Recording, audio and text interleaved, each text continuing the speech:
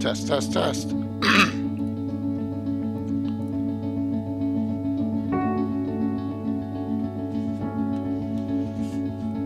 Tracker here, what's up? Can you hear me? Sound test, sound test.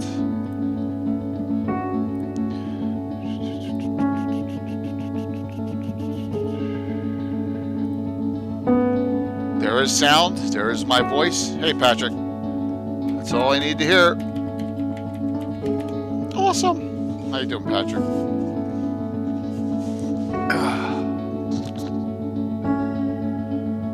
Cool, cool.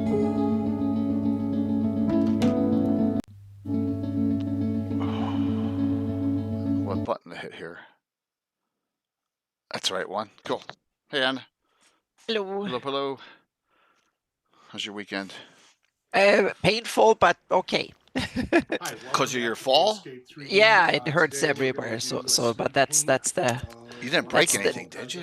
I broke a rib, Oh. and then I severely trashed my ankle, Oh my gosh. and I busted up my knee, but that's no bones broken there. So yeah. I'm sorry to hear that. Oh, it's okay. Well, I've done that before, so it's just that I'm not 25 anymore. So. And then we have a few smaller Cool Dragger here, the Unseen Menace. I like the name. Uh-oh. Flatboards here. I got a couple interesting names for what's coming up this week, so we'll go over that. Are you healing up properly? Well, properly, I guess so. Yeah, it's just that's good. Yeah, it's just taking time. Well, me too. So I'm healing up. So yeah. This can be resin printed or FDM printed. I don't mind talking about this on chat. I got so we all last time I talked to everyone was Thursday night during the partner stream, the anniversary. So I went to the urologist. My wife and I went Friday morning, and he's like, "Well, Jay, whatever. I guess you were psychic or had a good feel, and I'm glad you made me take it out because we did the post." They did all the tests on it after they took it out, just to see. And he goes, your prostate was riddled with 40% was cancers. Not just a little bit. So, yeah. You really caught it in the nick of time, so to speak. Yep. Yeah, Wu-Tang, I leak every time I sit up. From sitting to going up is when the leak happens because of the pressure. So, all right, the Ever Mysterious Tim will be on hour 2, which is good. But I'm getting there, man. It's only been it's been less than 3 weeks since I had it removed. Yeah. So yeah, we're getting there. Okay. I feel like I forgot something. Okay. Yeah, I always. Well, you normally only forget minor things, so at worst. So. I think I'm good here. Yeah. I need to log into Twitch. And I did forget something. I gotta get my son to. All right, 1 sec. Onto the timber frames, and I'm going to use a pretty good sized brush. I don't care about getting brown everywhere for this first part. In fact, it's preferred. So there's my brown again, kind of on the lighter side of a mid-tone. Now I don't want to use so much brown that I'm filling in the details, of course. And if some of the black primer comes through, that's all the better. You definitely thank you, Willie. Yeah. Yeah, I'm getting better. It's only been a few days, so I'm holding up. I've been through worse. Actually take away from it in the end. It's just when you get older. Yeah. Just a waste of time. Hello, Draga here. Do make sure you kind of hit the tops and the bottoms of your timbers, okay? Don't just paint the face of these things, because you're not going to be coming back later to hit these sides. This is kind of the last time they should be getting painted unless you absolutely have to come back in to do a little touch-up. Okay. I sent my son on a search quest. We'll see what happens. Uh-oh. That's just, I wanted to have my Altamira actual, hard copy book here. Mm-hmm. And I left it in the basement. keep the wood color off of the plaster. Yeah, hey Blue Joy. Apply this wood color to the plaster parts. Yeah, everything takes longer. So Yep. I might it does. glaze over I these get older, but I'm some just of the black, Yep, that's a sign of getting old. black timber lines come through. You know, kind of dry brush it. okay. Let's see what we got here. Oh, it's only 650. We're good. Paint job. Get the shout outs out. And I might do it both We are ways. good to Sometimes go. I might saturate it a little bit, and sometimes I might just kind of hit the tops and move along. Variation is really the key. You want to paint badly differently all over the place, okay? So you want to avoid painting. I'm not sure if I set the giveaway up yet either. I have it. I'll do that in a second. Really different amounts of pigment. Classic D&D reprints tonight, everyone. Kind of create a little bit of your shimmer in the end. Okay. Kind of. Let me just set that. Did I set that? No, I didn't. Giveaways. Boom. Okay, that's done. All right. Big deal there, huh? It's about 2 minutes or so, maybe 3. We are done with our first part here. So we got guests the next 2 Sunday Okay, nights. we're gonna let that dry. Already Hey. set up. We're gonna Yeah? go over to the roof now. That's great. Yeah, come back. we just need to finalize what we're gonna do Wednesday. do the Eric inside. Mona can't do a Wednesday till Pretty after the ground right now, Christmas. too. That's pretty similar So color. I'm probably gonna have him on like first or second week in January. I'm not Yeah? Yeah, particularly trying to get him on a certain Wednesday. Just matters it wasn't if I do working ground out. after the walls or before, since I'm going to be, you know, putting dirt down as well. But I'm just going to put down a quick coat of this mustard brown yellow. Okay. So it'll be a I like backdrop for the dirt I put in there. And again, Jeremy's don't chatting care up. really about applying an even All right, coat. we're almost there. Or even being careful, not worried about He may hitting be having walls. trouble finding it Okay. because he hasn't come up yet.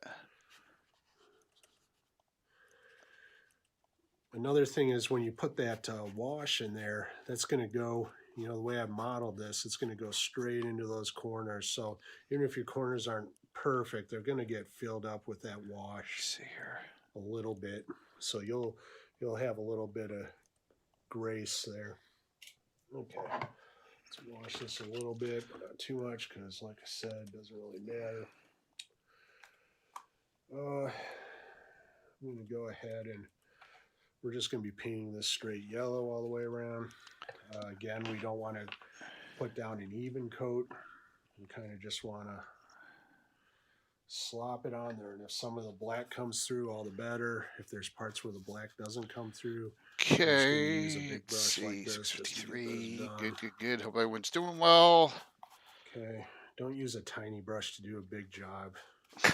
Don't use a tiny brush to do a big job. Good advice. Hey, what's up, Take Kurt? that big brush and knock it out. Let me go to the screen here because I see my son's lost.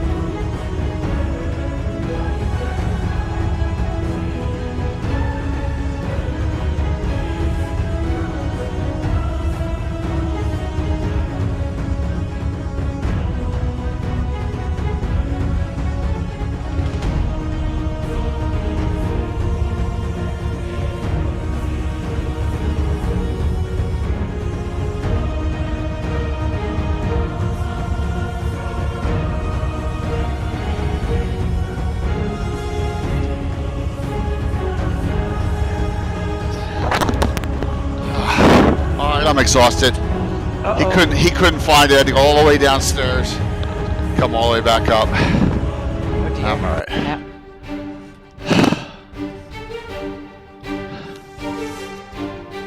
Alrighty.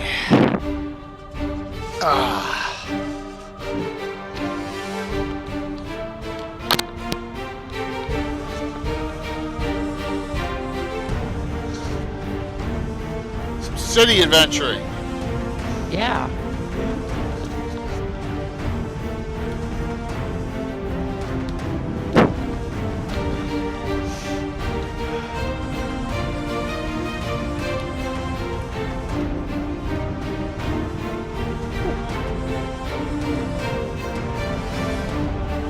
A couple minutes here.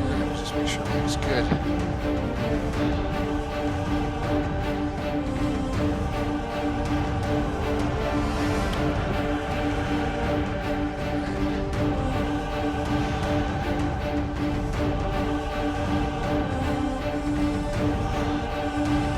Let's come live here. Why not?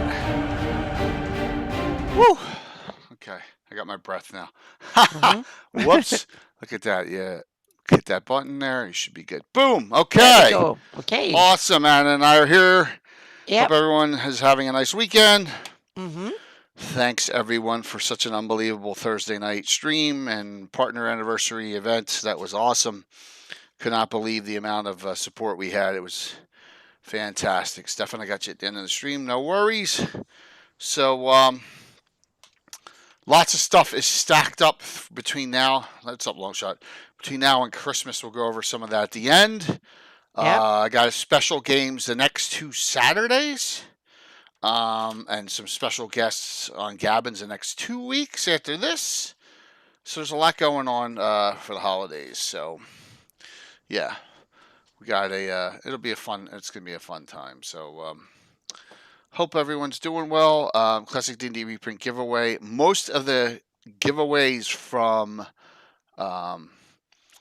thank you. Most of the giveaways from Thursday night have gone out or are going out or all. I do need like one email. If anyone sees Fuzz on Uncle Fuzz, I need his email. I think everything else is out though. So yeah, all the stuff Troller Games is taking care of it all. So from them, so we are good on all those 12 giveaways. So fun times. Looking forward to a fun discussion tonight. So Anna, I know Yep. well. You may do some city adventuring, but because you Well, did I've done Devon. some even in my. I got blamed by my players for doing too much in the Shieldlands campaign. We were hung Really? up in Critwall for like 8 sessions, doing Oh the wow! Need Fest ceremonies or something like that, and festivities. So that was definitely city adventuring. Yeah, I'll say. So you And actually they were doing the like, holidays? oh yeah, we did Need Fest festivities. Yep. So wait a minute. Oh, because Critwall wasn't overtaken. I was like, yeah. No, exactly. Okay, yeah, all Critwall right. is not Yeah, overtaken, so so Need they are Fest. That's celebrating. cool. Yep, they're celebrating. Yeah, so I made a guest list and I made a menu, and we even Oh. got hungry one adventure because we played through every course and all the political chit chat and all the stuff they could get into and so on and so forth. So they had to, all the guests they had to make small talks with and see who they offended and who they get along with and stuff like that. So I placed them at the table between some decent folks and some very obnoxious, difficult, noble people that Okay. could screw up their relationships with and stuff. So yep. That doesn't sound holy day. Yes, it doesn't sound bad. I mean, it sounds. It Well, sounds it was intriguing. after a while. It was some players were like, "How about to go out and kill an orc or a goblin or something?" They were like, "This is Oh, difficult." okay. Well, Yep. Mm-hmm. wow. I mean, you gotta. Yep. That You was a gotta. different type of challenge, so to speak. So Okay.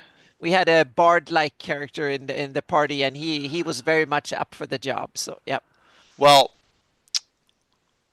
city adventuring is, I don't know, more what's the word, cozy than your standard outdoor adventuring. I don't know if that's the right word, but like It yeah, can definitely be. Yeah. yeah. Hmm. Hey Freddy, what's going on? So I like city adventuring. I don't like only city adventuring, but I have no problem moving stuff.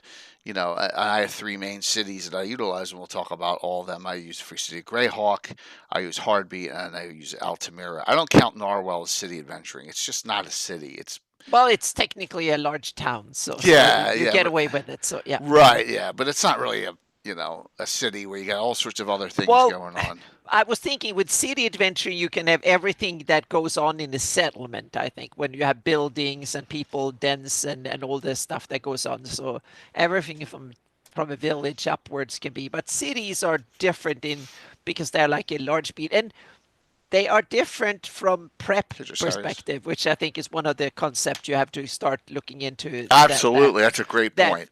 yeah that we have from a DM's perspective. It's very different from a small village and stuff. But we get to that part. So yeah. Yeah, I think with city adventuring and like when I really started my city adventuring hardcore was with this right with Free City box set. When that came out, that's when we really Hmm. started looking at doing city adventuring. Like I said, it's my favorite publication really of all time. I know that everyone's like, "Oh, the map's not great." It doesn't matter about the map. The map's a map. But it's so detailed in here, and there's so many. Yeah, I mean, there's so many things you can do with it. And there's what's up, Greg? And there's a lot of stories, subplots, character development, all sorts of things that are going on in it, and that leads it to be so great. And and then expand on it a little bit more. In From the Ashes, there's actually a little bit of an expansion of the Free City of GREYHAWK. There's a little bit more in Roger Moore's, GREYHAWK: The Adventure Begins, and then there's even more, a little more of GREYHAWK in Expeditions, which is does a good job in doing some new plot lines in it.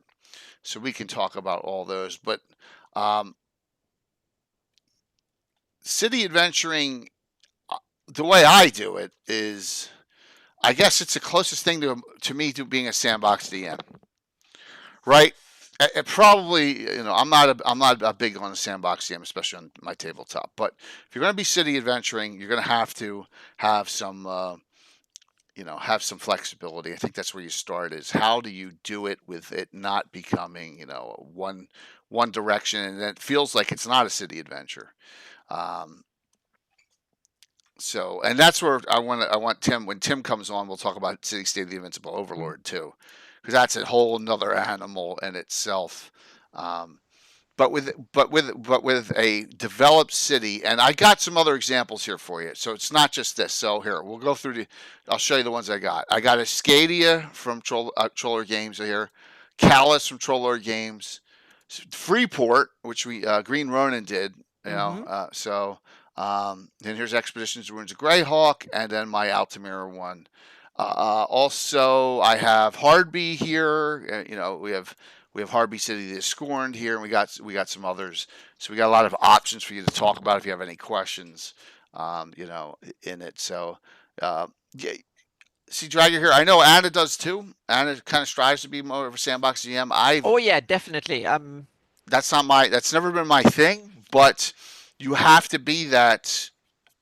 I think a lot more in a city adventure Yeah. because and if you want to elaborate on that, Anna, please do. Well, that's the thing. For me, I don't think it's such a you. For other DMs, it's probably a bigger difference between a dungeon or like a encounter hex based out in the wilderness or something, because a city is such a target-rich environment that it's sandbox because the players can just go across the street and say what's in that building over there and then get Yeah, themselves tangled up. So it's almost by nature becomes a sandbox. So I think in that sense my play style means there is less difference because I treat the wilderness as they can go anywhere and the right. dungeon. So in that sense I'm more prepared for city adventuring than others. But on the other hand, the problem with sandbox, and here comes the DM's dilemma, is that when you have a village, you can develop every building. When you have a Yes, small town, you can develop every like building. Hamlet. But Yeah, when you have a city of 20,000 people plus, you can't develop every building. You can't have no, every person studied out. Meaning there are meaning Ed Greenwood and Len Kafka and others greatly talented. They had Excel spreadsheets, whole books full of everyone. But for the average DM, and that definitely includes me in this sense, that becomes impossible, so to speak. So you have to simply come up with a lot of stuff at the spur of the moment. If imagine the characters are fleeing from the city guard and then just run into a random house across the street. You just have to come up with who lives there on the fly. And so that means that you have to prep in levels of detail. Hmm. That's how I do the city. First, I think about what kind of a city is this? What kind of settlement is it? Why is the settlement there? Who lives there? Who runs it? And the general tenets, meaning is it a rich place, a poor place, a frontier place? It's an old capital that has been around for 2,000 years, full of sophisticated families and whatever and so on. Or is it the settlement that has been newly reconquered, living on the border with 500 people in it, whatever. Meaning that's the meaning. Who lives there for what reason? That is my base. So I have that idea because once you have developed those kind of overview, meaning what's the purpose of the city, how is supporting itself financially, logistically, where's food grown and stuff like that. So I kind of put these things in the back. Where's the water coming from and how's sewage handled and stuff. Not in detail, but in overview strokes, like one sentence for each of these things. And once I have that, then I can do city blocks. I can take each part of the city and say, okay, this area is poor. This area is where the foreigners are delegated. They have to live there, so to speak, if they buy property and whatever. And this is where the dwarfs hang out, or whatever it is. Meaning these kind of overview areas. And this is where the ruling elite lives and stuff like that. So you have like a rough overview of each major part of the city. And then I can make a few points of interest that I know will be of value to the players. What either because they are interested in it directly for the plot, or obvious things like if they want to go and get healing, where are the temples they can reach out to and stuff like that. And so once I have that, the rest I just come up with on the spur of the moment. And that's my kind of method. And I also have like a list of names. I have a few city guards and I make up a few stat blocks of city guards and other types of NPCs for the city, meaning what kind of uniforms, what's their general attitude. And I have like 5 stat blocks. And I make them up. I have like a sergeant, a lieutenant, and a bunch of regular city guards. So I just have them just in case, and then I can alter them a little bit up and down as needed. So you make generalized prep, and then more specific in places, and then just make up the rest as needed. Yeah, That's my kind of that prepping when it that comes to works. cities. Yeah. Thanks, Baker. So that's probably why. And if we come, I'm going to use this is the map. This is the Malden 2 map. Yeah. The map of maps around for GREYHAWK. And if you notice, in the High and Garden Quarter, it's almost completely every location. Mm-hmm. And this is so. I mean, do we really need to know every single building? No. But a lot of these buildings are done. Some of these buildings are, we've all made changes and added in things. Yeah. But this is probably why I like it so much. This is the most complete, I think, reasonably that you could have of an area where it's like, oh my gosh, almost every location I possibly could need is noted in this city. So the majority will be housing, Moose. That's correct, especially in this area of the Florida River Mm-hmm. Quarter. Excuse me. But yeah, and a couple of other things, meaning if they want to flee and they realize the water runs into the sewers, you need to have some basic idea what that water where that ends up, so to speak, and so you can. Meaning sometimes you need to come up with what the sewers, how they work, a big basement, Mm-hmm. the prison and stuff. So you need to know a little bit about the underworld too. So have like a general idea. Sometimes I make some lines saying I put a couple of points of interest in the netherworld, or the Understand? sewage, or the basement level, the underworld level, meaning where do the if is there a Nero cult? Where do they hang out, so to speak, Okay. and a few things like that. So I have some of the bad spots listed as well as the good ones, just in case. If I want to have some, if nothing have happened and I roll and there's supposed to be something nasty, I can see there's a murder happening, and the characters Comes decide Gary to Con. intervene and they run after. But who can have done that, for what reason, and There's where no does he sound on that. hide and stuff? Yeah, Gary but Con live. Welcome. I don't know. That yeah, was a welcome. weird. That was a weird one. It didn't make any sound. There we Uh-oh. go. I just redid Yeah, it. There we go. So thank you so awesome. very much. We're talking city urban adventuring. We have a classic D&D reprint giveaway. Feel free, Garner and crew. Thank you so very much for coming on. Yeah, it'll be a fun discussion tonight. I know that GaryCon is almost completely sold out, Oh wow, which is insane. already? Yeah, there were, as of like yesterday, there was like 7 badges left. I think I heard. I'm glad I So, got my badge. well, yeah, I think you're okay Oh yeah, I there. got my trust me, I got my badge. I'm just kidding. Yeah. Yep. So what a fun. So this discussion, we're just going to talk about some tricks of actual doing city adventuring, and we're looking at Free City GREYHAWK first because it's the most well done. This is the Malden Street map, which is really cool. And if we bring this over to this, like where, like this is 2 entire books. Like where do you start? That's a tough question. I Mm-hmm. always like. I had a question. I think it was on Threads today. Someone asked, "How much do I develop my homebrew setting before my people even play?" And I said, "Don't overdo it Yep. because you're going to grow with your players instead of trying to stuff them into things." And that's kind of like mine grows every time I have an adventure, right? We Yeah. add something or Yep. change, tweak something. So, Mm-hmm. so I would say the same thing with this. This is a huge publication, but you don't need to use all of it. Let me go down No, here. and my general rule is that always add one more detail or one level deeper than what your players need. That's good. So, That's good. so yeah, and but it's really hard to live up to it. But that's my goal, so to speak. So I should have one level deeper than what the players are come up of asking, so to speak. So if they need something, then there should be more. If they go to the temple just for healing, I need to, and they interact with one NPC, a lowly or mid-level cleric, I should stat out a couple of more clerics higher up, just in case, so to speak. So I have their at least their names and a 2 sentence backstory.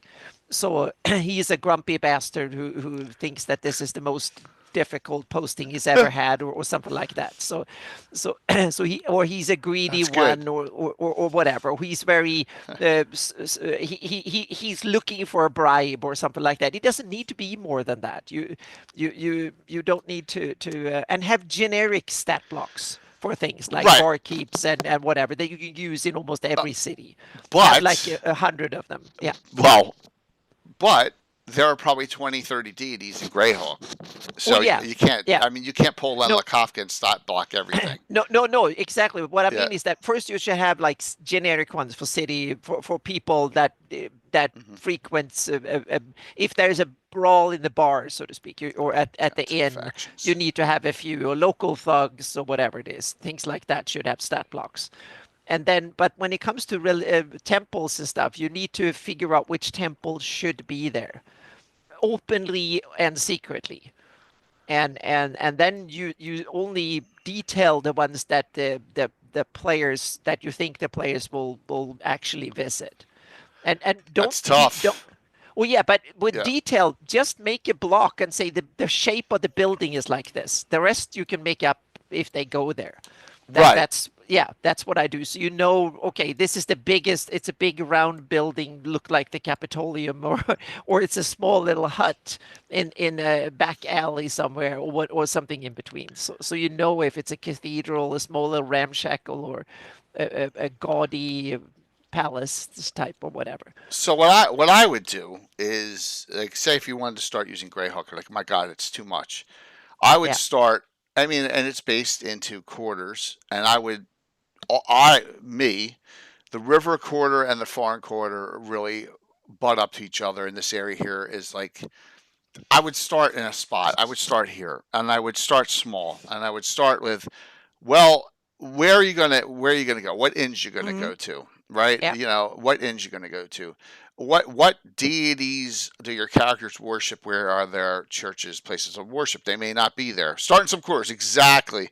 Mm-hmm. Yeah, Well, yeah, they don't want people running into the higher garden corner there, George, just for no reason whatsoever. You really need, especially if you're new to the city, and then this is an example. So, what's going to happen? Are they going to get hired by someone, or is there going to be a strife within the city? So, and that's easy in the GREYHAWK box set. It's, I mean, simple stuff, and to do, because there's so much in here. Like, for example, just going through this. This is the original one. You got the Mercenary Guild Hall here, so you can immediately go and sign up for missions. Silver Dragon Inn, and it just goes on and on. There's a Sage Guild Hall here, Blue Dragon Inn, the Money Changers Guild Hall, the Cartographers Guild Hall, Red Serpent Restaurant. There's plenty right here. Night Watchman, that may be something they're interested in, and then just develop up limited. That's what I would do, because if you want to take this, and I've seen this happen. It's just like, we all have seen this, and I'm not bashing anyone, or me, in particular. I need to know everything I can about GREYHAWK, because I just don't want to screw up someone else's canon or publish source. And I said, why? Doesn't matter. It's your game, right? You don't need to know. You're venturing in freaking the Wild Coast. You don't need to know what's going on in the Grey Kingdom right now. You don't need to know what's going on in the Barbarian Lands right now unless you're venturing there. Just keep it to where Yeah. you're localized. So it's the same thing. It's the same thing with city venturing. Yeah. And when it comes to sandboxing, one thing that you learn over time as you evolve your play style and you you run more games is that you can anticipate, like we have a 4-hour session.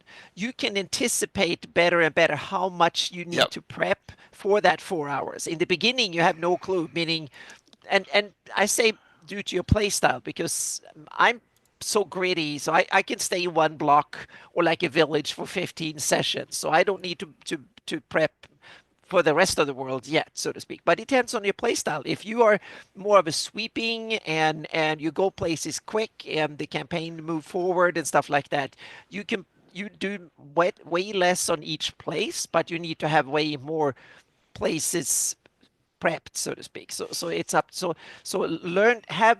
The goal for me is to have the next session prepped in detail, and the next two after that in kind of an idea, and after that it's just I have no clue. Then I have So no clue what's going to happen 2 session or 3 sessions down my camp. I have no clue whatsoever. That's completely open to whatever happens at the current session. so for me, it's all about, I have multiple adventuring groups, Yeah, and the first group, which was in, I ran in GREYHAWK, the Iron Brigade, which is the highest level one, most powerful one, and in GREYHAWK they've run a lot of stuff.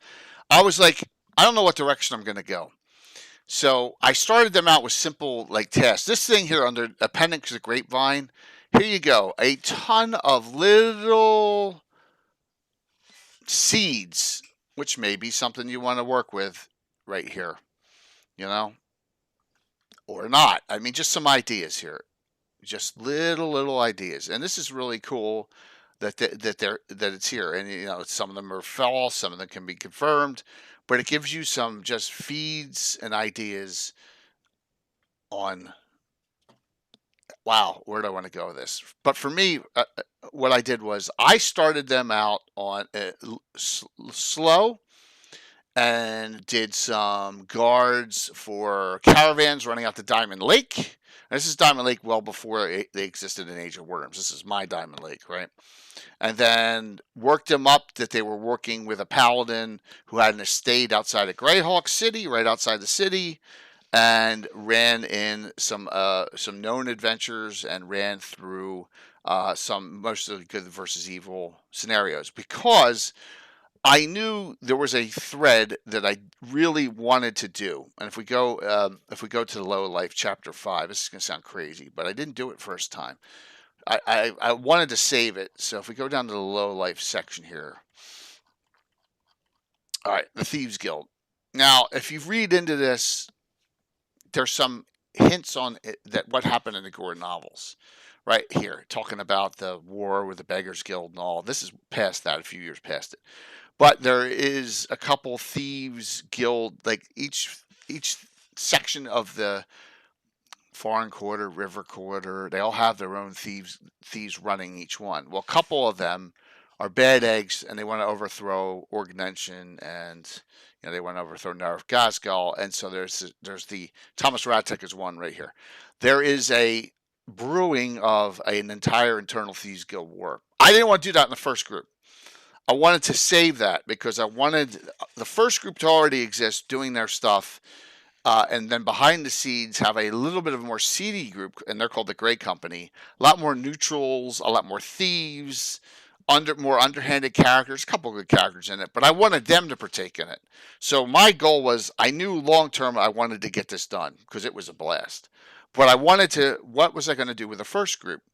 And then, so for the first group, it was more of the Cult of the Shriven Sickles here, the Shape Changers are here. They're all detailed in this book. So I got plot threads of those getting ready. And like I said, this book has everything, these two books have everything you need in it to really do some really great adventuring, plus all the adventure cards that come with it. So the first group was more of standard Knights of Ulick here. They're in Greyhawk. They're expanding. They're running missions. The second group was they're intertwined in the Thieves Guild. I just didn't want to start that right out. I wanted to get my feet wet. I didn't want to mess it up. Does that make sense, Anna? I didn't want to mess this up. Yeah, it makes sense. But and also I think this is that you're touching a point that I think is important as a DM. You need to get to know your players. How easy is it for them, or how likely are they to grab a hold of hooks? Meaning, some players are like, they're sitting waiting for you to tell them what to do. Right. They want to have a mission, they want to be told, and then they can go, and they're great. Other players, as soon as you mention a name, a place, or whatever, they want to go there and they want to explore it and whatever. So you need to get the feel for the temperature. How eager are your players to drop everything at the pin of drop of it and just go there, so to speak? And some groups are, if you mention, they think everything is there for them to kill or interact with or go save or steal or whatever it is. They want to turn everything into their plot device, no matter what. That's one end of the extreme. The other one are the ones that passively wait for orders, and they do as they're told. Most parties fall somewhere in between, but you need to get a feel as a DM where they are. So the groups that are more passive, you need to give them bigger fish hooks.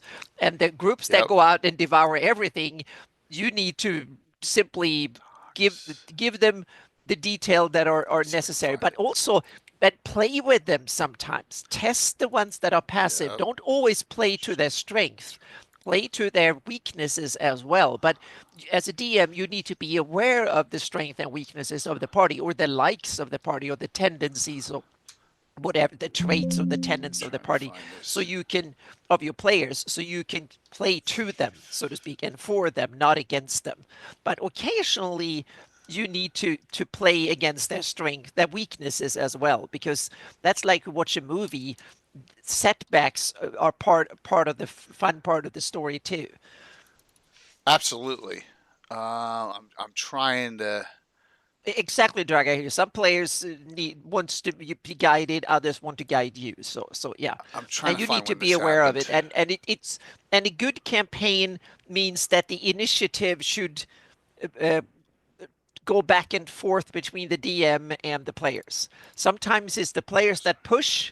And sometimes it's the DM that pushes the party, and it should go back and forth. It should be a creative interaction between the DM and the players over who pushed the story forward, so to speak. I'm looking for this and I can't find it. I'm trying to figure out what number. What's up, Rob? I'm trying to figure out when I ran the Thieves Guild conflicts Yeah. missions, but I got Hmm. it's too big. My Yeah. 1,000 adventures. I thought I could do a search on it, but Yeah. I can't because I don't remember what year it was. I'm just trying to go through here and just And maybe looking. for film, that's a good point to have NPCs, but you can also do other things than NPCs. You can have things like weather and other events and stuff like that that can also give a hint, so to speak, or some could be obvious, like, oh, it's raining so bad, we should not go there, or we can make use of the bad weather because there's no moon tonight, so we can go out because that means that we are stealthier tonight than we will be otherwise, or something like that. So Let me see if I'll do one more search, and if it's not here, then I'm done. I give it Rotic. I want to see if he's yeah. in. Nope, he's not. All right, I give up. Hello, Phantom NJ. Yeah. Yeah, so that's a sour load appears exactly. So this is over time things will develop. This is River Street. Now, as you can see, this is so old that during streaming, I don't even have underlays yet. But this is River Street, and this is River Street in the original map. Here's the Noble Pawn, and just showing you where that is on Malden's map. Here, here's River Street. So it's right here. Right here, these buildings are, that's the one there. And with the Valusek map, there it is. There's River Street. You can't even see the street right there, where all the buildings. So from that, Yeah. there's an inn there that is owned by one of Bill's characters, Galena. She's a member of the Grey Company. She's a dual class human illusionist thief. And they've been through all. Now she's an upper level member of the Thieves Guild, and all that developed from the second group of adventurers going, and also that group assisted the first group in Expeditions to the Ruins of Greyhawk when they had to sneak into Mordenkainen's lair in the College of Wizardry during that. So so there was actually working with it. It's a lot of neat stuff. Things will develop over time. So I know it's like, well, I don't have all the time in the world. I want to run an 8-week campaign. Okay, that's fine. But there's nothing more fun and more satisfying than you're putting your own places in a published source setting. I think it's awesome, that now there's Oh yeah, locations. I do it all the time. Yeah, Yeah, I did it for my Real Devon campaign. I developed like 20 or even 30. To some degree, I developed over 30 settlements from villages to a couple of cities and stuff. I didn't add any cities that weren't there, I think. No, but I added lots of towns that weren't there, and lots of towns and villages that. yeah, and I'm gonna blow this one up too. So this 3-story building right here. This is owned by the Iron Brigade, so multiple of them stay in there, and we specifically know where that is. And it's like we have it mapped out, like all of it. Here's the Petit Bazaar area here running up, and just so you get an idea that that's why I love this map, because you can actually, it's not. They said there's not enough people in it, and then Malden made the enhancement to it, but you can cross-reference them. So the great thing is that you're developing it yourself and Mhm. creating these locations and creating all sorts of fun things, and those characters there that'll affect other characters that come into your game, and that's why I love city adventuring so much. So just to give you some ideas, and if we continue on the Greyhawk way. Um, I've always talked about Old Mother Grub. That whole sidebar is in here. You got the Slum Quarter, you got the Assassin's Guild. Turin Deathstalker can be here or not. There's all sorts of things you can do still in here. The Beggars Union, you can have them revamp, revitalize. My gosh, so much fun things. Speaking of cities, why does Philly smell so bad? B Town, were you at PAX this weekend? I had to pass because of my condition, and like my wife's holiday party for her company was last night. So um, I'm not, no comment. It's not my place to say why, but it's just like, yes. So there you go, because it is what it is. So yeah. So right here's the one here. Right here's the one paragraph that talks about Gordon novels. Right here it says, "When Beggarmaster Theobald, king of junk, precipitated the war between the Thieves Guild and the Beggars Union some 15 years back, and the beggars were ultimately crushed." So right there it says 15 years have passed between the Gordon novel books and this publication. It seemed that the Beggars Union was finished as a credible entity within the Free City's power structure. The Beggars Union under Theobald became too greedy. And we all, if you read the book, you all remember what Theobald did, when he fell down that trapdoor and broke his neck or whatever. So there you go. So Well, that Gord helped him. Gord helped him. Yeah, exactly. Yeah. So I'm glad you had a good time. That's. I wish I I could have think he been there. dropped the big treasure box on him. That's right, He on his fell, head I or think. something. Yeah. Yeah. So, but that right there is the one thing. Um, it's a very the city is very historical, but it's a city. So okay, tying this in. If you go to Earth Journal 29, I've showed this a couple times. I won't take a lot of time on this. You go to Earth Journal 29, and you go down to my Free Swords of Greyhawk City article, right? I don't know if I can find it at the end. Here we go. All right.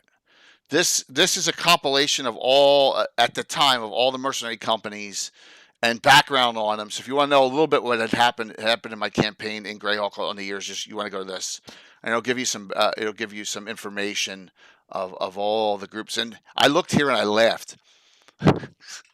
This says I have at this point when I wrote this 19 distinct different groups. I have 28 now.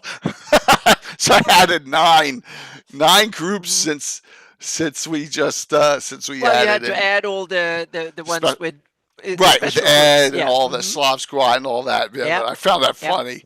So so here's a whole bunch of them. Some of them are published source. I have mixed published source in with non-published source.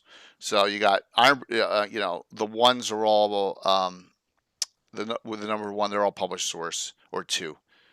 Published source edited, published source not, and then non ones. So there you go. And that's just something you can look at, talk about all the groups, key characters in it, some background on them, and just see how you can just develop it up on your go at your own pace. If you run an adventure in Greyhawk City and all you do is run 3 or 4 adventures in the city, you investigate the Great Burn, or you decide that you're going to run expeditions and you do a couple adventures that happen in the city and expeditions, so be it. That's it. You don't have to go the crazy route that I've gone. Just run whatever you think your group's going to enjoy. That's the important thing.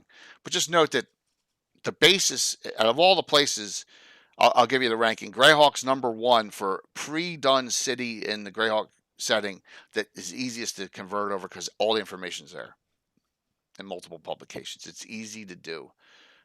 Plus sewers are there. Plus Malden has developed more for you. There's a ton. And that's why it's easy to do. And that's why I always say start with Greyhawk. Have some fun with it. And there's so much to do on the outskirts of the city too. So, your thoughts, Anna? Well, I wouldn't start Because with something as big as Greyhawk, but on the other hand, it depends on, do you want to start with something that has lore and then build on it, or do you right. want to start something from scratch by yourself? Meaning, if you want to start with something that has lore, there are two obvious ends of the scale. Meaning, Hamlet is a perfect one if you want a small little neat place to go to or start, and Greyhawk is the other one. Meaning, if you want city, then Greyhawk is the place in the Greyhawk campaign, because that's the only city that is actually really detailed in the Greyhawk setting. The rest of it, you have to come up with the details yourself. There's like an overview maps on a few of the other ones, a page or two of details. That's about it. But with Greyhawk, you have tons of stuff, so you can. But if you want to develop yourself, then I suggest you start smaller first and then move up to the bigger places as you go.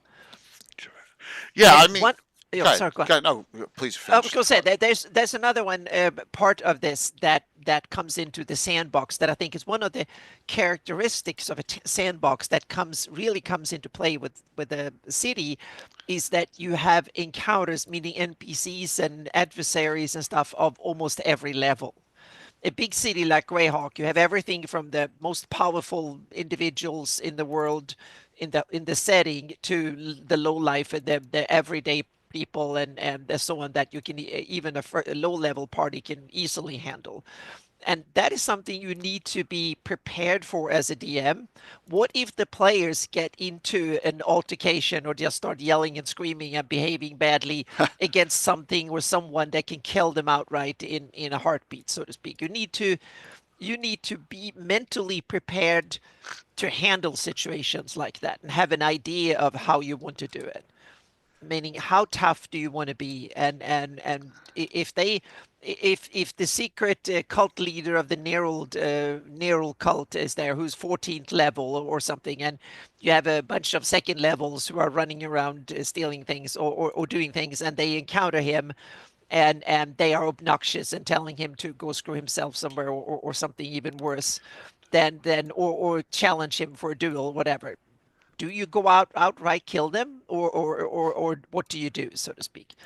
And there are many different ways. You need to be mentally prepared to not only run the stat block as needed. You need to start thinking, what if he wants to recruit them, or whatever, or stuff like that. So you need to start thinking about creative ways of handling that immense power. Because if and my rule of thumb is that monsters and NPCs that are way more powerful than the characters would not even see them as real threats.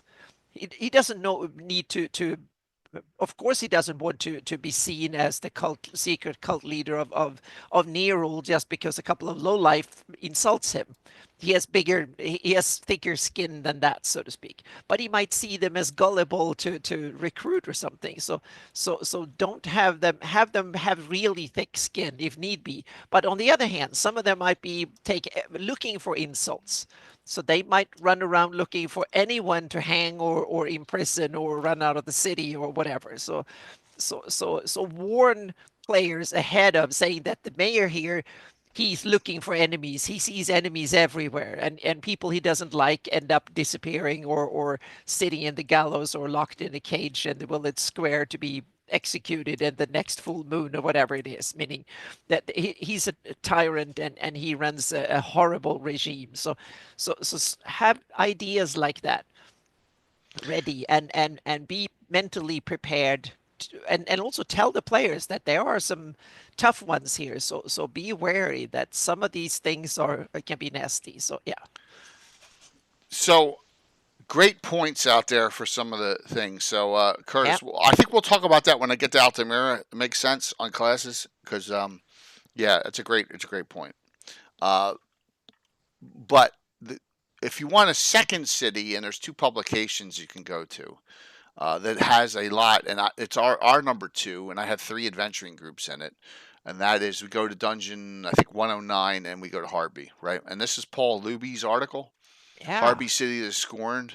This is really gives you a good base for what's going That's on in the probably the city. second most detailed Yeah, city in the setting. Yep. and remember, we also have the Earth Journal article as well. I think it's Earth Journal 10. I had That's the another gentleman on. version of Heartbeat. Yeah, and Yeah. I've cross-referenced both of them, and I use both.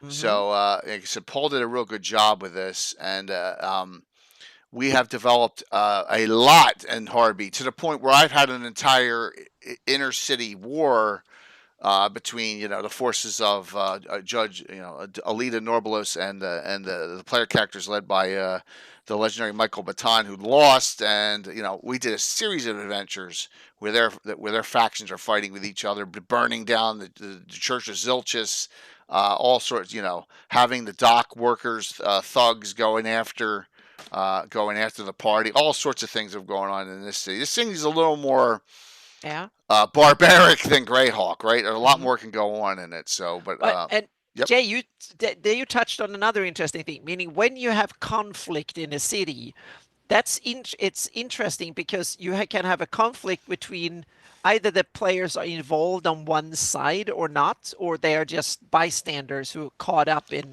the yeah, mayhem, so to speak, going on. But the interesting thing is that the city provides, meaning you can hide in plain sight.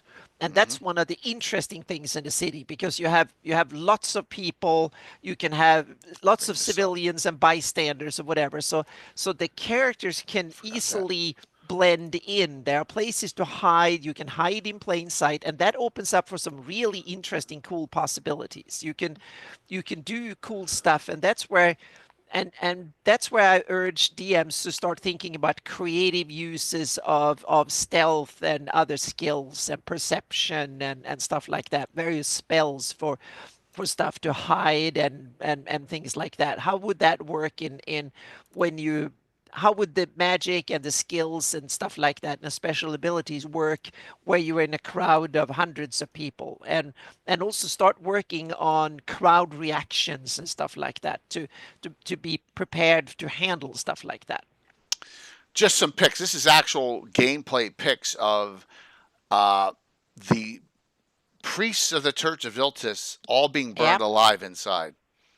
Yeah, that's an awesome model. Yeah, but it's gruesome. Yeah. Right, but it was part of. Yeah. Someone's like, I'm gonna teach you a I was lesson. going to say, I must say that there might be a It's lot of spread. people in the city who weren't that negatively. Oh yeah, Maybe they weren't so sorry for him, so to speak. So. Well, yes, because everyone couldn't stand up, but only one priest got out, and he was severely burned. I think it was the guy out, but yeah, Yeah. And it spread. The church's ultras, it spread. Also, let me see if I got these are some good Harvey picks. Yeah, they're burning ships in the docks on the wharf area. It was some of the most fun I've ever had playing because I could do no hards barred in there. So it is about sending a message. And Judge Alita sent a message that you want to play. I'm going to play for keeps. So the whole ending of it was they were at the southern point during an adventure, and he got assassinated finally right there in public, head cut right off. So yeah, fun times. You'll get nothing like it. Absolutely. Trivia time because Curtis is on. Trivia Hello. time. So here we go. Hey, Varl, thank you. So here is the topic. Hey, Gallagher. Here's the topic. In the city, urban adventuring. That first three is kind of a ending theme song for what legendary movie? Who's the song by? And it is a place in GREYHAWK. Or is it okay? So he's got to have weight. Yes, it is a theme song by someone, and it is the end of a legendary movie. Come on, you're all disappointing me. Oh my! You're not movie. Who sings in the city? One of the greatest in the city. No, it's not Glenn Fry. You're close. It's not Glenn Fry. Come on, man. No, it's Joe Walsh. It's Joe Walsh. It's not the Eagles. It's actually Joe Walsh. It's at the end of what movie? Legendary movie. Do I have to do? Stop it, Tino. It's Joe Walsh actually. So no. 3 bottles together. Yeah, thank you, Lotwork. The Warriors. Oh my gosh, thank you. Come on, one of the best. And the Warriors is based on it's based on a story from Greek times. Yeah, absolutely. Yeah, the Warriors, one of the best movies of all time. Absolutely. Yep. All right, that's right. See, yeah. If you would have said 3 bottles, I know that would have given it away too much. What a great movie. So. That's a great. Yeah, it was a good PS2 game too. Yeah, the Baseball Furies. You got it. So, tell a story. And like I said, I'm happy that I can memorialize my stories, in particular the Harvey ones. And if you want to know how I got it, this is funny. So I didn't, and I don't have the pictures set for it, but there's a previous adventure. Yeah, Joe Walsh. Joe Walsh is. Yeah, don't even do that. I went to a bar once, the Stone Balloon down at the University of Delaware, and Joe Walsh in the late '80s. Oh, I hit a wrong button. Sorry. Oh my God, it switched on me. And Joe Walsh was actually on the stage, literally 5 feet away from us. The sweat was coming right off of him. I mean, just what a great, what a great musician. So let me fix Anna here on this one. So the story goes is this. Yeah, you been to Stone Balloon? Cool.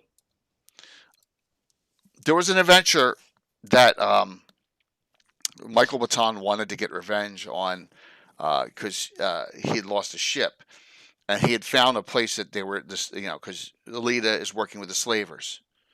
The slavers are, throughout the whole area, right?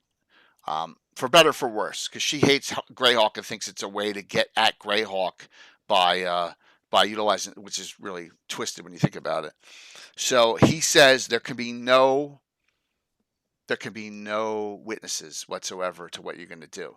So they go, they find the landing spot, they get the ship, they find a cannon, a rare, blunderbuss cannon in the game on the ship. So they decide, oh, we're going to keep this. It's too valuable.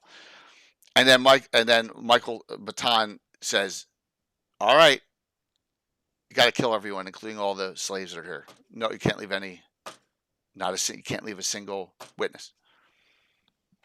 And they look at each other and they're like, what are you talking about? And he said, well, I said you had to kill everyone. Well, this is a typical lawful neutral. He's a lawful neutral priest of Zilchis, right? He's like, if there's any witnesses, this is going to get back and we're going to have trouble. And they wouldn't do it. And guess what happened? One of the captives that they freed talked for money. And then that started the whole war. So who was right? The lawful neutral who said you got to eliminate everyone, no witnesses, or yeah. So it's interesting with moral ambiguities like that in games. That can be. I loved it. So yeah, that was awesome. Watch the Warriors, no records. So just to put it out there, city adventuring can have a lot of moral dilemmas in it. And that was mine. I know that Zilchis is not on the good spectrum at all. It's all commerce. So it's whatever, lawful neutral can be very rigid, Well, yeah, and it also, cities are natural centers of political power, which means more intrigue and more complex stuff going on. Meaning the local dungeon or mine or ancient tomb, they're not really centers of big power and stuff. They might be a hideout for something, but then you normally know what you're looking for or get into trouble, and and it's more like localized in that sense. Cities, a lot more ambiguity, a lot of neutrality, and a lot of people who you're not really sure are on the good or the bad side. Are they your enemy or are they not, so to speak? That's very ambiguous, so to speak, in cities. So, yeah. Okay, well, Judge Dredd, that's a great one. Well, I loved the Carl Urban Judge Dredd one. I thought that was great. The one with Stallone I hated. The one with Urban was fantastic. I wish they would do another one. So it's a good one. Absolutely. Very lawful neutral there. A good point. Tim will be on top of the hour, and we'll start talking city state a little bit. Yeah, I never was a comic person, so I can't give you a plus or minus on that. But yeah, it's a shame. That's a shame. So Anna, any instances for you before I go on to my third one here? Beyond. I think it's cities is something you should not tread into lightly. You should pick them by design, so to speak. Whether you say that I'm going to pay huge homage and go with the GREYHAWK box set and dive deep into it, or you're going to say I'm going to set my campaign in Rinlore, for instance, or something. But I think a city is something that should be a centerpiece of a campaign for like a year or several years or many sessions, so to speak. It's not something you develop for a quick then. But True. on the other hand, a city can just be a stopover on the way. So in some sense, you can just say, well, there's an inn and they have a wonderful bard, and that might be some interesting amorous going on, and then the characters are gone, so to speak. So sometimes a city is just a way on the journey, but for the most part, I think most cities should be and deserve to be a center point in the campaign. The safe harbor, but that are still full of interesting possibilities. And a lot of them can also be full of positive, meaning you can be out there fighting wars, going into dungeons, getting lost in the wilderness and fighting dragons. But when you go back to city, that's where you can have rest and recovery, what we can have downtime, you can do research, get your magic items produced and bought and sold and all of that stuff. So they feel they have a lot of important roles which you need to prepare for, so to speak. Meaning, if you want to buy armor or good swords, where do you go to, and so on and so forth. If you want to sell your treasure, where do you go with that? That's true. And so on. So stuff like that, you need to have an idea about things like that. And also, if they go stopping by, where do they go for entertainment? When it gets boring and interesting, where do they end up there? You need to have the seedier side at least thought about to some degree, because there's always some players, oh, we want to go out and have fun tonight, so to speak, or do something interesting, or gamble for money, or whatever it is, or get drunk. Or go to Tickling Feather. Yeah, exactly. You need to have some. What do people drink? Mm-hmm. And what are the local specialities in food and stuff? A few things like that can go a long way to make a city and a place interesting and get character. Like Jay's troll piss, for instance. That's perfect. Meaning, come on, meaning stuff like that. They should have their local speciality that only the locals can stomach and stuff. So, yeah. A funny thing happened like a week ago Saturday. So we finished up an adventure with the Nuclear Meat Group, and let me see if I can go back real quick to the just show you a picture here. I apologize, it just came to me, so I'm not 100% prepared here, and it was City adventuring. City adventuring, yeah, and this is a good this is a good point as to wow, what do I do next? Yep, it's this one. Okay. And touch of there is a good one. A new city or city with history. The meaning, how old is the city? I think that's a very important question. You need to have an idea of the basic city. Meaning, is this an ancient thing that the gods have had temples here for 5,000 years, or is it a frontier town that sprung up 10 years ago? Yeah. And that's an important thing too. Like my Altamira is not super old, and GREYHAWK. So. Yeah. This is Whispers Pass that we did, and this is the one. This is the adventure, that had the Rakshasa, right? And and it was called Trust Your Eyes, and I messed with them something fierce. These trees were not there. They were actually kumquat trees that were cut down. They killed them all. But as you can see how old that is, look at the base on it. But there was a mass morph spell on. If you know about the old edition mass morph, they were all whites. They were just looked like trees.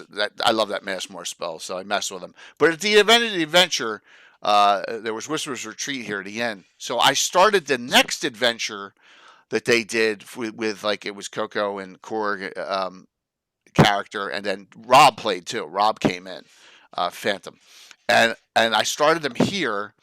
And Coco's character Farland goes, "Oh, I'm out of healing potions. Can I buy some?" And I said to her, "I said, you're not in Altamira.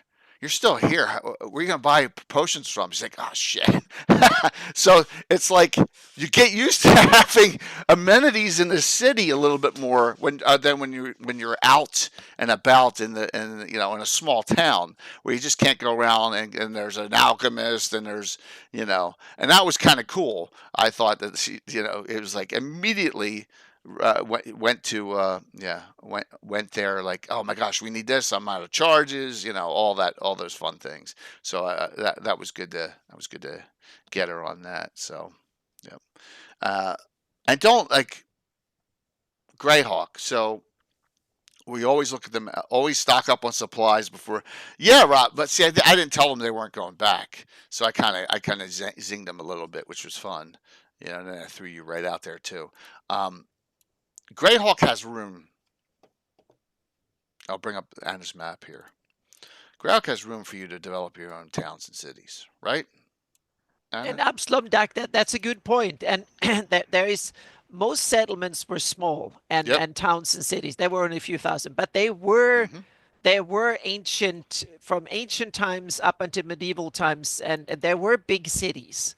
Meaning, ancient Rome had almost 1 million people, and ancient Athens had probably tens of thousands, and Cairo and other places had Gotcha, Dale. huge ones. Meaning, Teotihuacan, the precursor of the Mexico City, had probably tens of thousands and stuff. So there were big cities even that. So you can have a fantasy world where you can have huge cities. Meaning, in my Greyhawk, I assume that has a population of well over 100,000. And Rossi's and stuff back in its heyday probably had 250,000 or something like that. So there are some that Realmord is probably 50, 60, 80,000, maybe 100. So I want some of these cities to be big.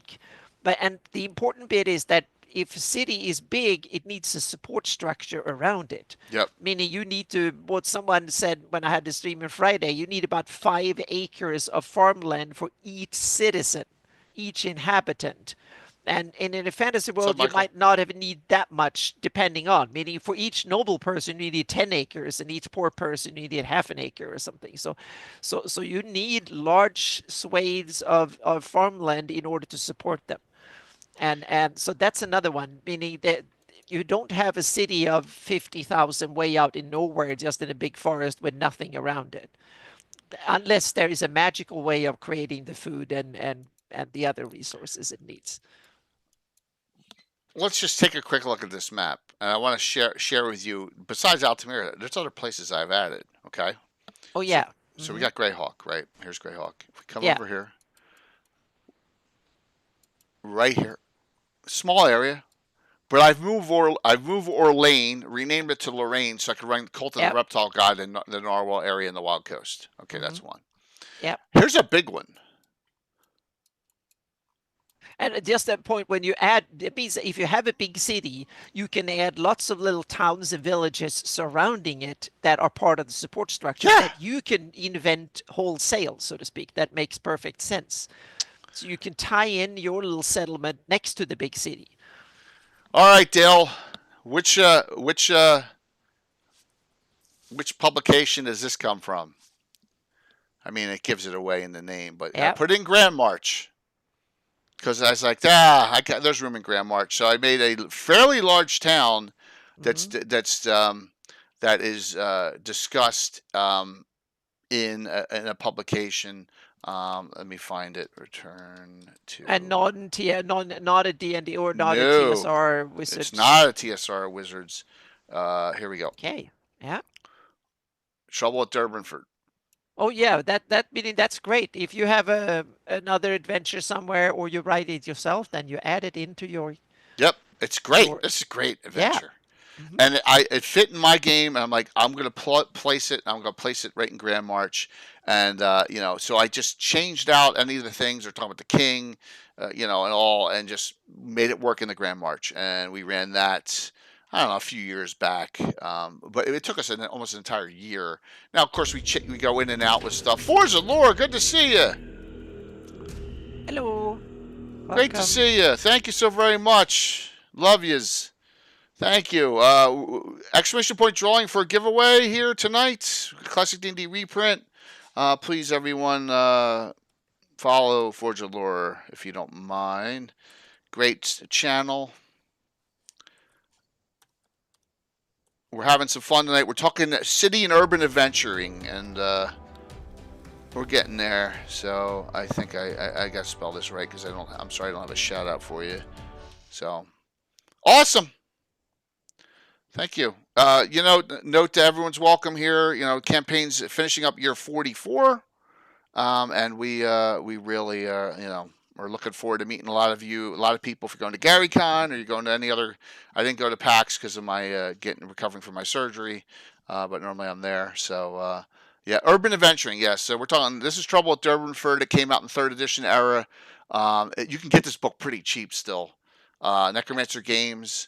Is it available as PDF from? I'm almost positive as well. Yeah. I think a lot of Necromancer stuff is available as a PDF from Drive-Thru. Yeah, Forza Laura. Thursday night was my 3-year partner anniversary stream with Ed Greenwood and crew.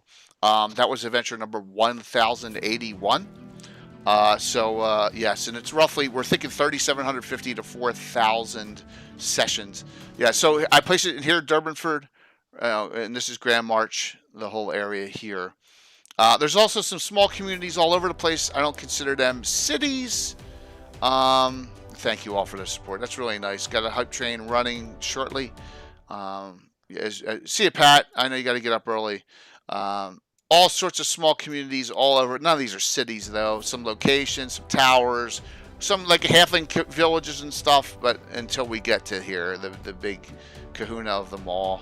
So thanks, Moose, for doing that. Appreciate it.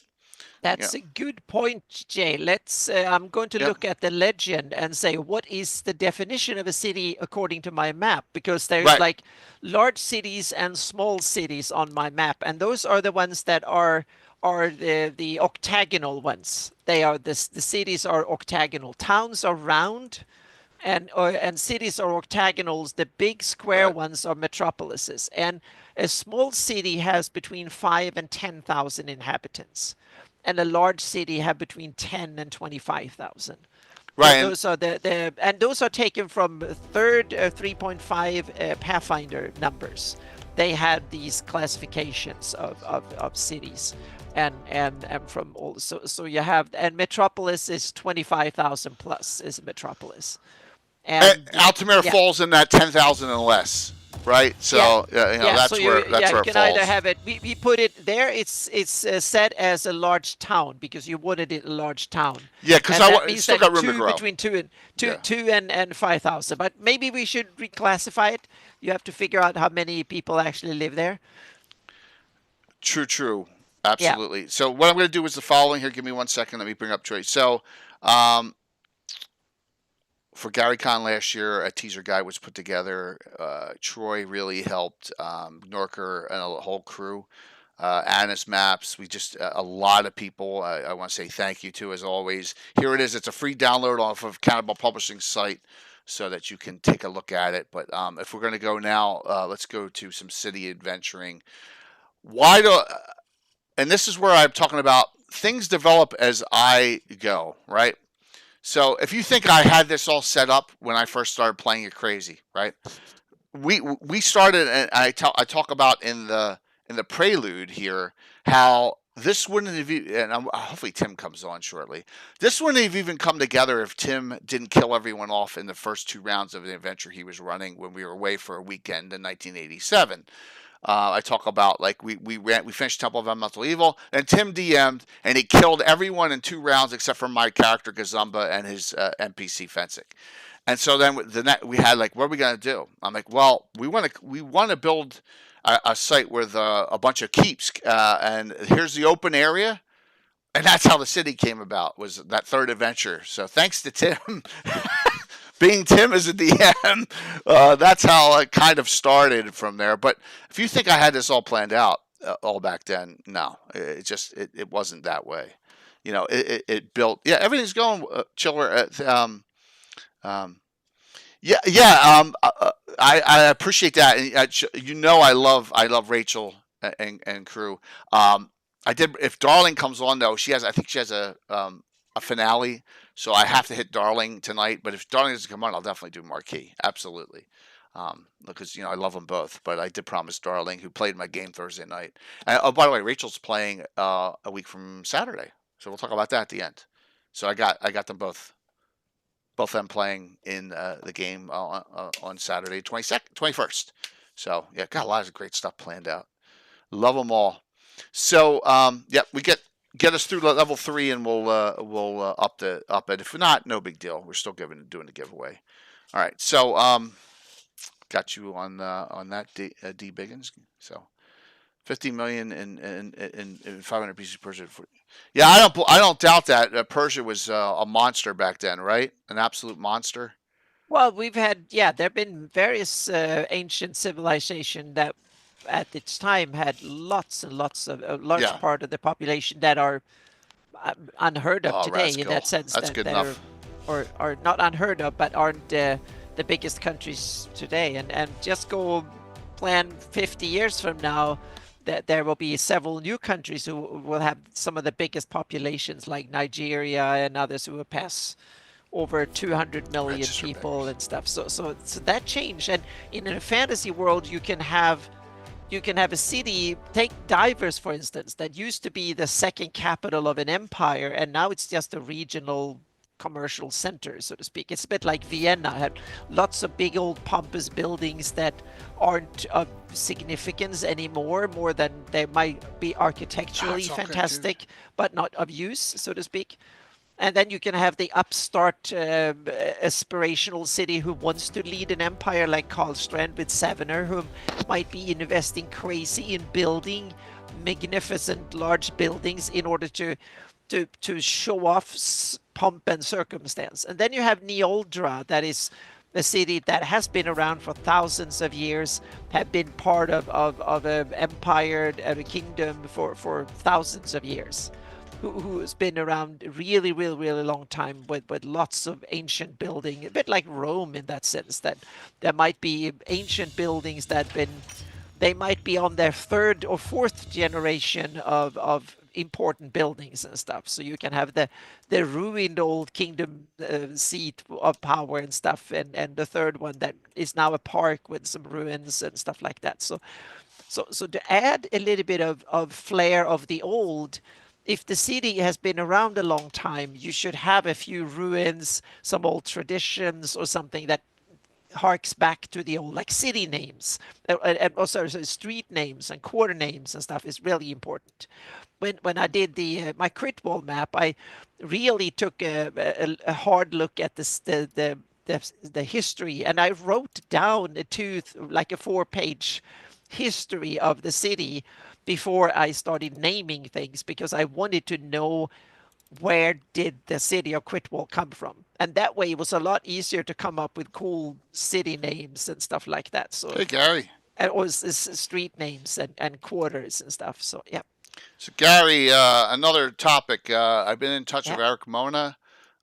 He can't do a Wednesday night until after the holidays, but first, second, or third week in January, we're going to do the top Greyhawk of all time adventures cool. with Yeah, Eric, you, and we'll get a couple other people. So I'll give you the date once we finalize it.